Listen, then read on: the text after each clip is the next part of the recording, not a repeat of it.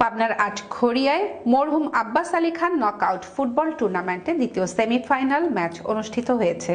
বিশ্ব বাংলা 24 টিভির চেয়ারম্যান আব্দুল আলিম খান আকাশের পৃষ্ঠপোষকতায় খেলায় ফরিদপুর উপজেলা ফুটবল একাদশ 1-0 গোলে আটঘরিয়া মেঘলাইন ক্রীড়া চক্রকে পরাজিত করে ফাইনালে ওঠে।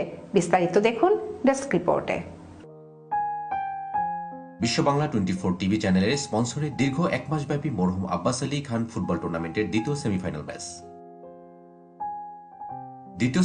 ম্যাচ ঘিরে আটঘরিয়ায় ঐতিহ্যবাহী ধলেশ্বর মাঠে দর্শকদের মাঝে টানটান উত্তেজনা। খেলায় ফরিদপুর উপজেলা ফুটবল একাদশ 1-0 গোলে আটঘরিয়া মেঘলাইন ক্রীড়াচক্রকে পরাজিত করে ফাইনালে পৌঁছায়। খেলায় প্রধান অতিথি হিসেবে উপস্থিত ছিলেন ধলেশ্বর দাখিল মাদ্রাসার ম্যানেজিং কমিটির সভাপতি ও বিশিষ্ট ব্যবসায়ী জনাব আলহাজ মোহাম্মদ বাকিবিল্লাহ।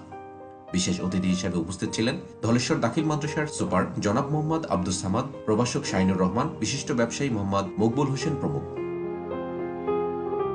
খেলায় প্রধান পরিচালক ছিলেন মোহাম্মদ হেলাল উদ্দিন খান ও সহকারী পরিচালক ছিলেন আবুল কালাম আজাদ এবং রেজাউল করিম লিটন।